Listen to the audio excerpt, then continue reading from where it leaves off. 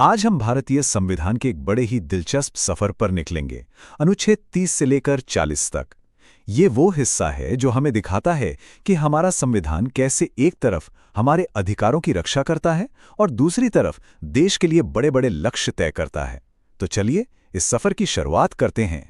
तो देखिए, सबसे बड़ा सवाल यही उठता है ना, कि एक तरफ तो हैं एक व्यक्ति के निजी अधिकार और दूसरी तरफ हैं एक राष्ट्र के तौर पर हम सब के सामूहिक सपने। तो इन दोनों के बीच हमारा संविधान आखिर वो नाजुक संतुलन, वो फाइन बैलेंस बनाता कैसे है? बस यही सवाल इस पूरी चर्चा के केंद्र में है। तो चलिए इस बात को समझने की शुरुआत एक कवच से करते हैं, एक ढाल से। और ये कवच है अनुच्छेद 30, जो अल्पसंख्यकों यानी माइनॉरिटीज को कुछ खास शैक्षिक अधिकार देता है ताकि उनकी संस्कृति और पहचान सुरक्षित रहे। तो आखिर अनुच्छेद 30 कहता क्या है? बिल्कुल साफ साफ शब्दों में ये कहता है कि भारत में हर धार्मिक और भाषाई अल्पसंख्यक समूह को ये पूरा अधिकार है कि वे अपनी पसंद के शिक्षण संस्थान जैसे स्कूल या कॉलेज ना सिर्फ खोल सकते हैं, बल्कि उनका प्रबंधन, उनका एडमिनिस्ट्रेशन भी खुद ही कर सकते हैं। और ये अधिकार आप जानते हैं सिर्फ कागजी नहीं है, ये वाकई में काफी मजबूत है। देखिए, सरकार फाइनेंशियल हेल्प यानी वित्तीय सहायता देते वक्त कोई भेदभाव नहीं कर सकती। अगर उनकी जमीन का अधिग्रहण होता भी है तो मुआवजा इतना मिलना जरूरी है कि ये अधिकार बस नाम का ना रह जाए। और हाँ, टीएमए पाई केस में सुप्रीम कोर्ट का एक बहुत ही जरूरी फैसला है। कोर्ट ने साफ कर दिया कि अल्पसंख्यक कौन है ये राज्य की आबादी के हिसाब से तय होगा, पूरे देश की नहीं। इसका मतलब क्या हुआ? मतलब ये कि एक समुदाय जो राष्ट्रीय स्तर पर बहुसंख्यक हो सकता है किसी खास राज्य में अल्पसंख्यक हो, और वहां उन्हें ये अधिकार मिल सकते हैं। काफी दिलचस्प है ना? अच्छा, कवच की बात तो हो गई, अब बारी है तलवार की। अगर मौलिक अधिकार हमारी ढाल हैं, हमारा कवच हैं, तो अनुच्छेद 32 वो तलवार है जो हर नागरिक के हाथ में दी गई है अपने अधिकारों की रक्षा के लिए। तभी तो डॉक्टर अंबेडकर ने इसे संविधान की आत्मा कहा था। सोचकर देखिए कितनी बड़ी बात है।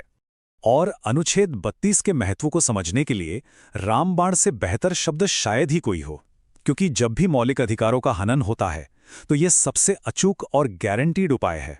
और सबसे खास बात, ये खुद में एक मौलिक अधिकार है, एक ऐसा अधिकार जो बाकी सभी अधिकारों को जमीन पर उतारता है, उन्हें सच बनाता है। इसका मतलब सीधा सा है, अगर किसी के भी मौलिक अधिकार का उल्लंघन होता है तो वो इंसान सीधे सुप्रीम कोर्ट का दरवाजा खटखटा सकता है। बीच में कहीं और जाने की जरूरत नहीं। ये एक, आप समझिए, असाधारण शक्ति है जो हम नागरिकों को दी गई है ताकि हम अपने अधिकारों की हिफाजत कर सकें। तो सवाल ये है कि सुप्रीम कोर्ट इस शक्ति का इस्तेमाल करता कैसे है? इसके लिए उनके पास है 5 बहुत ही शक्तिशाली उपकरण। इन्हें कहते हैं रिट। तो चलिए अब एक एक करके इन 5 रिट को आराम से समझते हैं। लिस्ट में सबसे पहला नाम है बंदी प्रत्यक्षीकरण यानी हेबियस कॉर्पस, और इसे व्यक्तिगत आजादी का सबसे बड़ा रक्षक माना जाता है। इसका शाब्दिक अर्थ है शरीर को पेश करो। सोचिए, किसी को गैर कानूनी तरीके से हिरासत में रखा गया है।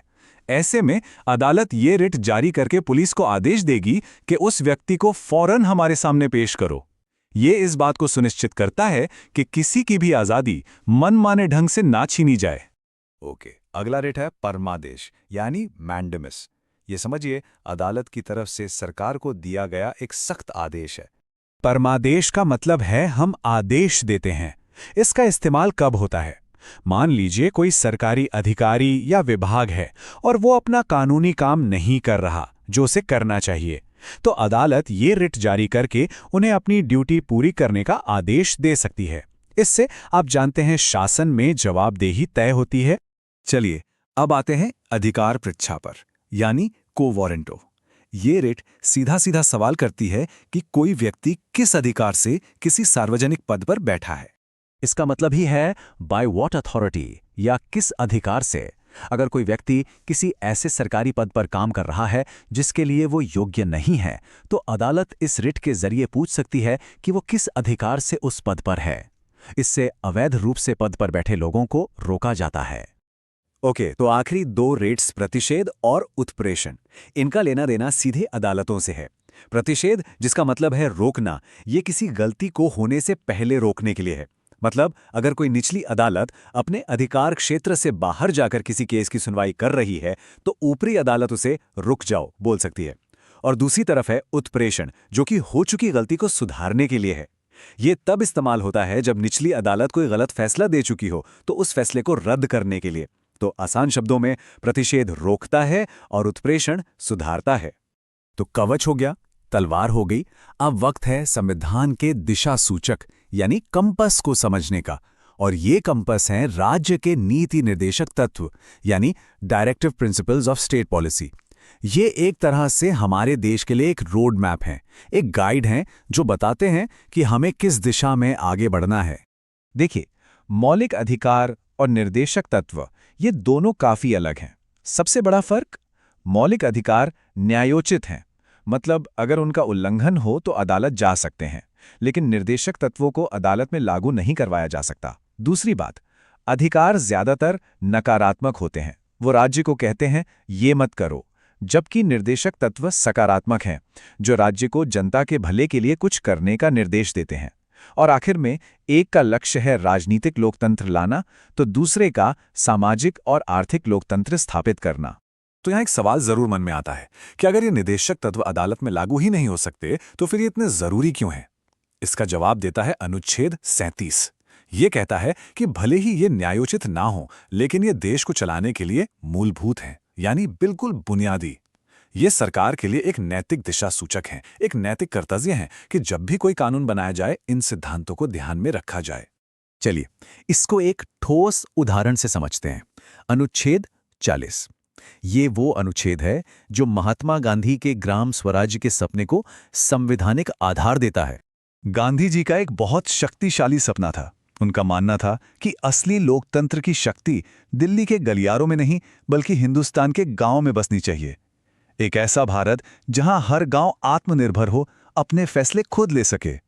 और अनुच्छेद 40 उसी सपने को साकार करने की दिशा में एक बहुत बड़ा संवैधानिक कदम है। ये अनुच्छेद राज्य को यानी सरकार को ये निर्देश देता है कि वो ग्राम पंचायतों का गठन करें, और सिर्फ गठन ही ना करें बल्कि उन्हें इतनी शक्तियां और अधिकार दे कि वे आत्मनिर्भर इकाइयों के रूप में काम कर सकें। ये लोकतंत्र को बिल्कुल जमीनी स्तर तक ले जाने का एक शक्तिशाली विचार है। और इसी विचार को जमीन पर उतारने के लिए ही हमारे यहाँ त्रिस्तरीय पंचायती राज व्यवस्था बनाई गई। सबसे नीचे गांव के स्तर पर ग्राम पंचायत, फिर ब्लॉक स्तर पर पंचायत समिति और सबसे ऊपर जिला स्तर पर जिला परिषद। ये पूरा ढांचा ये सुनिश्चित करता है कि शासन में स्थानीय लोगों की सीधी भागीदारी हो। तो आज की इस पूरी चर्चा को समेटें तो क्या निकलता है? यही कि अनुच्छेद 30 अल्पसंख्यकों के लिए एक कवच का काम करता है। अनुच्छेद 32 हर नागरिक के हाथ में अपने अधिकारों की रक्षा के लिए एक तलवार है। और भाग 4 के नीति निर्देशक तत्व पूरे राष्ट्र के लिए एक दिशा सूचक के रूप में काम करते हैं, जो हमें एक बेहतर और न्यायपूर्ण भविष्य की ओर ले जाते हैं। और आखिर में एक सवाल छोड़ जाते हैं सोचने के लिए। व्यक्तिगत अधिकारों की सुरक्षा और एक कल्याणकारी राज्य बनाने की सामूहिक आकांक्षाओं के बीच क्या हमारा संविधान वो आदर्श संतुलन बना पाता है?